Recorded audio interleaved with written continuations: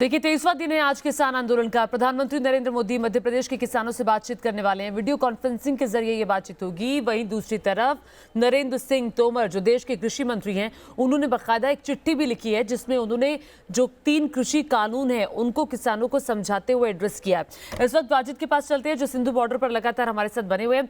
वाजिद बताइए जरा, अब चूंकि अभी तो खैर ठंड बहुत ज्यादा है, वहां पर किसान डटे हुए हैं अपनी मांगों को लेकर के, और इतनी ठंड में बाहर खुले आसमान के नीचे रहना अपने आप में ये बहुत कठिन है, बहुत मुश्किल भरा है। वहीं दूसरी तरफ एक कवायद पीएम की तरफ से भी शुरू हो रही है। मध्य प्रदेश के किसानों से वो बातचीत करने वाले हैं। इस पर वहां मौजूद किसानों का क्या कहना है?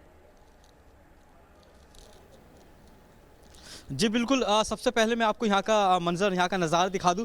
सुबह सुबह का वक्त है, कड़ाके की सर्दी हो रही है। कड़ाके की सर्दी से बचने के लिए लोग जिस तरह से यहाँ पर चाय का सहारा ले रहे हैं ताकि सर्दी कुछ कम की जा सके। हालांकि सर्दी काफ़ी ज़्यादा है, बावजूद इसके जो है किसानों के जो हौसले हैं वो लगातार और बढ़ते जा रहे हैं। इनका कहना है कि ये सर्दी से न कोई फ़र्क नहीं पड़ता। लेकिन जिस तरह से पीएम मोदी जो है आज संवाद करेंगे मध्य प्रदेश के किसानों से, तो इनसे ही बातचीत करने की कोशिश करते हैं और जानने की कोशिश करते हैं। ये बताइए, देश के प्रधानमंत्री जो है वो आगे आए हैं आपसे बातचीत के लिए, मध्य प्रदेश के किसानों से आज वो बातचीत करेंगे, तो आपको क्या उम्मीद लगती है?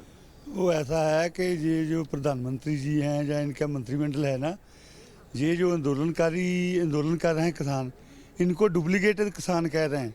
और जिनके साथ वो बात कर रहे हैं प्रधानमंत्री जी, ये जैसे गुजरात में करी है, जहाँ यूपी में योगी ने करी है, इनने करी, ये उनको असली कह रहे हैं, हमें डुप्लीकेट कह रहे हैं। तो असली से बात कर रहे हैं तो निपटा लें उनसे।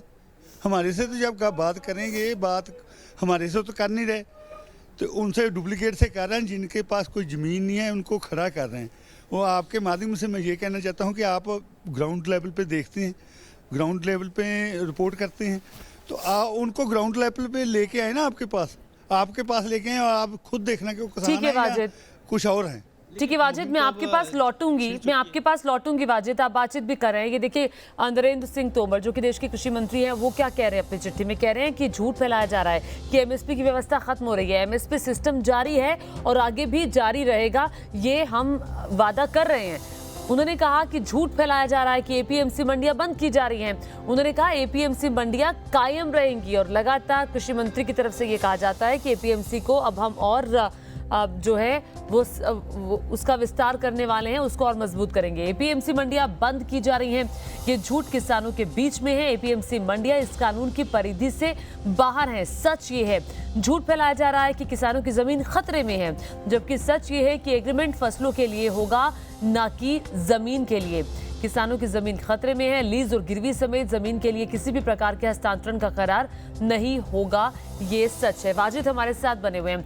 वाजिद, मैं ये जानना चाहती हूँ, जो आपके साथ किसान नेता है, आप उनसे पूछिए कि नरेंद्र सिंह तोमर की जो चिट्ठी सामने आई है किसानों के लिए, जिसमें उन्होंने झूठ और सच के बारे में बताया है, उस चिट्ठी पर उनका क्या कहना है? चूंकि सरकार लगातार किसानों को समझाने की कोशिश कर रही है। देखिए, ये 3 कृषि कानून लाए हैं जो आपके हित में हैं, जिससे आप ज्यादा पैसा कमाएंगे, लेकिन दूसरी तरफ कुछ भ्रांतियां हैं, कुछ झूठ हैं जो उनके बीच में फैलाए जा रहे हैं। क्या वो वजह तो नहीं है? जी बिल्कुल। मैं इनसे ही जानने की कोशिश करता हूं कि जिस तरह से कृषि मंत्री जो है उन्होंने एक चिट्ठी दी है, उसमें साफ तौर पे लिखा गया है कि जो खरीद फरोख्त होगी वो फसल की होगी, ज़मीन से उसका कोई लेना देना नहीं होगा। फिर आपको डर किस बात का है? ये जो 5 मीटिंगें हुई है ना, उनमें वो 8 पॉइंट हैं। ये जो कहते हैं वो करते नहीं हैं, चाहे वो पार्लियामेंट में बोल दें, झूठ बोलते हैं नेता लोग। ये कांग्रेस वालों ने 1991 में ये लाए थे, बाद में कांग्रेस भी आई, ये भी आए, लेकिन ये कानून जो बोलने से कुछ नहीं होगा, प्रैक्टिकल ये करेंगे तो फिर बात बनेगी। प्रैक्टिकल से चिट्ठी भी भेजी है, चिट्ठी वही है जो 8 पॉइंट पहले 5 मीटिंगों में तय करे हैं, वही चिट्ठी है। लेकिन भरोसा तो करना पड़ेगा ना सरकार पे। भरोसा क्या करेंगे जब सरकार हमारी मांगे माने, जो किसान चाह रहा है उसकी बात पूरी करे। कृषि का मंत्री ये भी कह रहा है कि बुजुर्गों को ठंड लग रही है, अगर उसको इतना ही तरस आ रहा है तो बुजुर्गों की बात माने ना। जो बुजुर्ग कह रहे हैं उनसे आखे लगे, आशीर्वाद लें।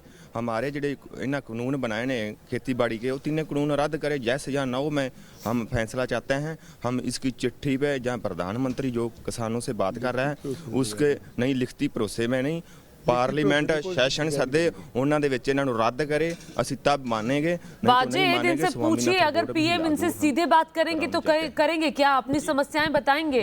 जैसे प्रधानमंत्री ने गुजरात के किसानों से बात की, मध्य प्रदेश के किसानों से वो बात करने वाले। बहुत छोटे में जवाब लीजिएगा। जी बिल्कुल, छोटे में जवाब ये दीजिएगा, अगर देश के प्रधानमंत्री आप लोगों से बातचीत करते हैं तो आप उनकी बात को मानेंगे? हमारे पक्ष में होगी, हक में होगी तो मानेंगे, अगर हमारे हक में नहीं होगी तो अब नहीं मानेंगे। लिखती भरोसे के बगैर कुछ नहीं मांगेंगे। दूसरी बात, कानून रद्द करके दोबारा कमेटी बना लें, बैठ के दोबारा ये कानून दोबारा लागू नहीं हो सकते। आप कानून रद्द करके दोबारा इसको लागू कर लें, हमें कोई दिक्कत नहीं।